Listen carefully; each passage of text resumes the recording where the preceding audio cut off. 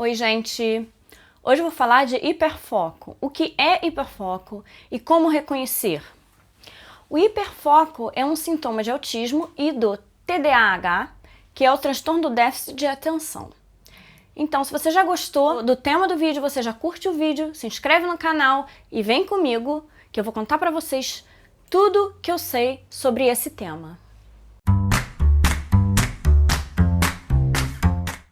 Bom, vou começar explicando o que é hiperfoco. Hiperfoco é quando uma pessoa tem interesse acima do normal em algum assunto específico, ou seja, quando ela foca muito em uma coisa e, claro, acaba deixando de lado outras coisas que são importantes também.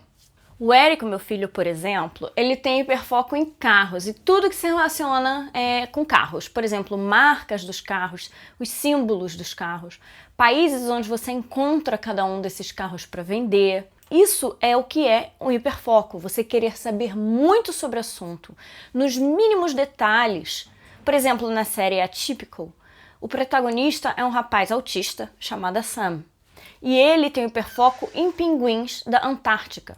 Ele sabe tudo sobre esses pinguins, como reconhecer qual é macho ou fêmea, como eles procriam, em qual época procriam, rituais de acasalamento. Ele reconhece de diversas espécies de pinguins, o que comem, como comem, comportamento, enfim.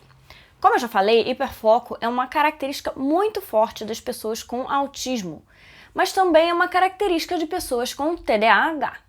É bastante comum que essas pessoas tenham mais de um hiperfoco. O meu filho, por exemplo, que é autista, além do hiperfoco dos carros, ele tem hiperfocos em bandeiras de países. Ele sabe todas as bandeiras de todos os países no mundo. Inclusive, passa horas desenhando essas bandeiras. Ele também tem hiperfoco em letras e línguas. Ele estuda sozinho línguas bem difíceis como russo, japonês, chinês, dentre outras. Ele sabe escrever o alfabeto cirílico, que é um alfabeto usado na Rússia, e sabe ler esse alfabeto.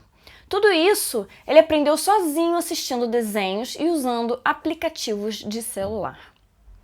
Eric também tem hiperfoco em números. Ele aprendeu a ler números sozinho em várias línguas e também sozinho aprendeu a somar e subtrair.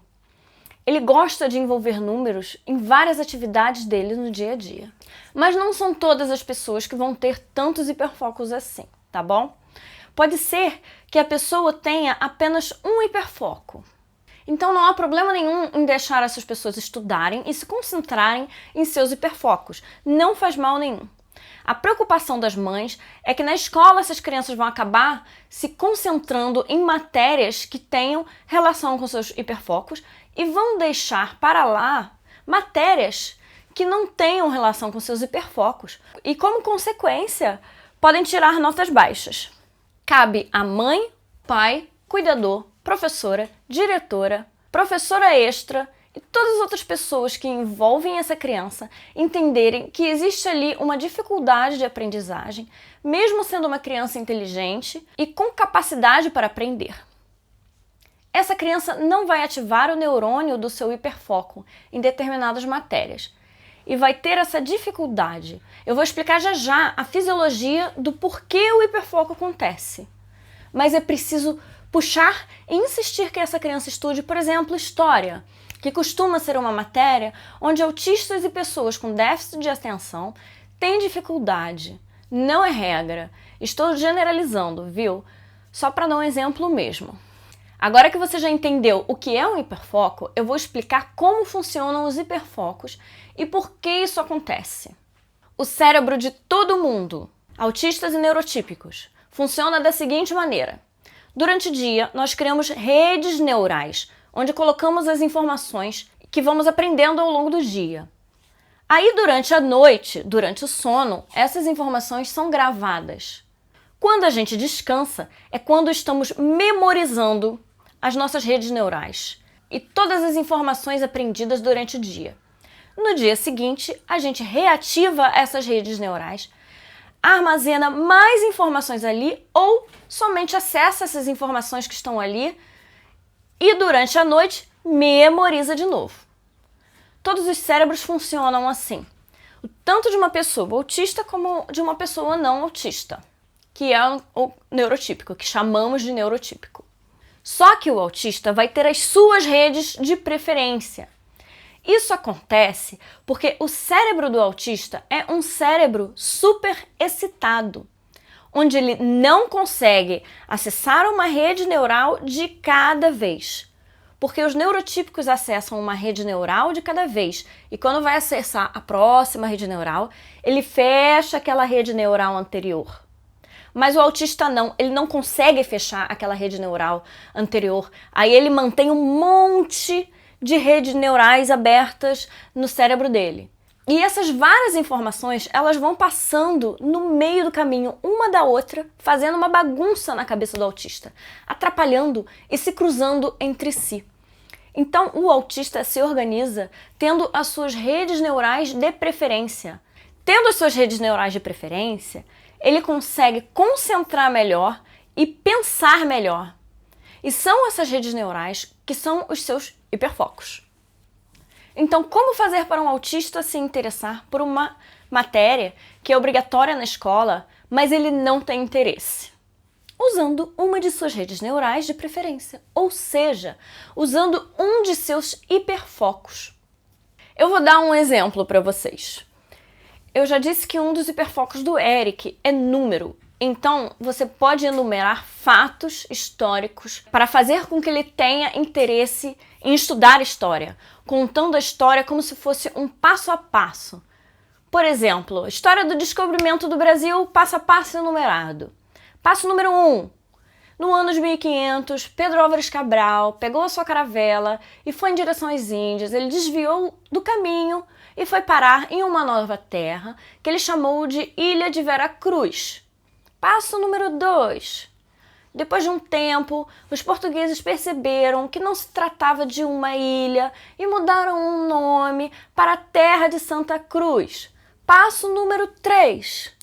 Depois de alguns anos, o nome foi trocado para Brasil, porque nessa terra se encontrava uma árvore que era chamada de pau-brasil. O pau-brasil tinha uma resina vermelha igual brasa e era muito usada para tingir tecidos.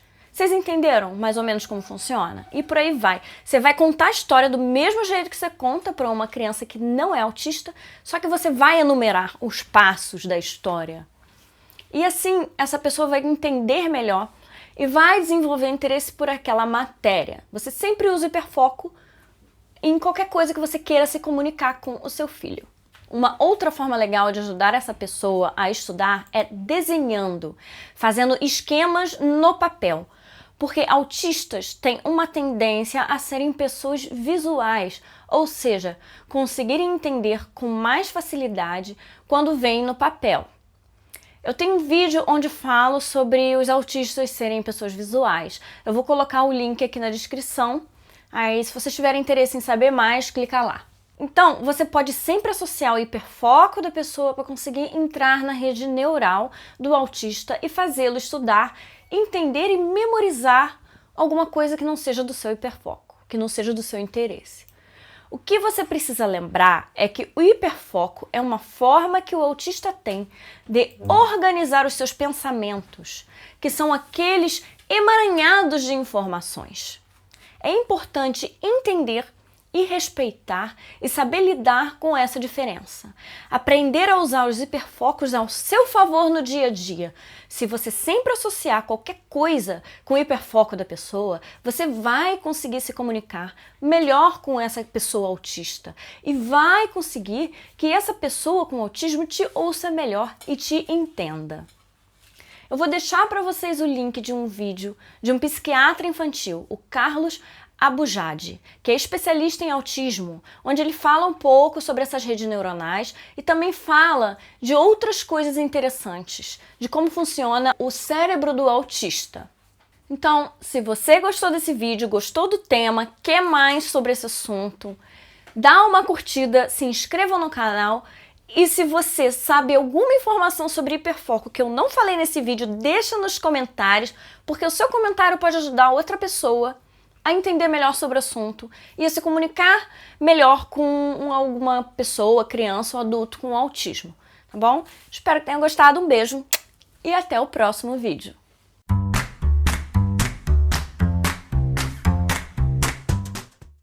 Isso aqui é japonês ou é chinês? Não, é em coreano. Ah, esse aqui é coreano. E aqui, esse aqui também é coreano? Sim. Tá bonito, hein? Eu quero aprender coreano. Você fala que você quer o quê? Hein, Eric? Eu quero aprender um coreano. O que você já... Mas eu já tenho aqui, ó. Aplicativo para aprender coreano? Sim. Por que você quer aprender mais uma língua? Porque eu... Aqui, Eric, isso aqui é... Esses números aqui. Hein, filho? Esses números aqui são em que língua? O que é isso aqui? Isso em chinês. Em chinês? Esse... Hum. 1, 2, 3, 4, 5, 6, 7. Como é que fala... Não. Como é que fala hello em chinês? 안녕하세요. Isso é o quê? Isso é coreano? Sim. Como é que fala? 안녕하세요. 안녕하세요. 안녕하세요. 잘 지냈어요? 잘 지내세요? Você tá olhando... Você tá aprendendo essas línguas porque você quer ou alguém falou pra você? Porque eu quero. Muito bem. Então tá bom.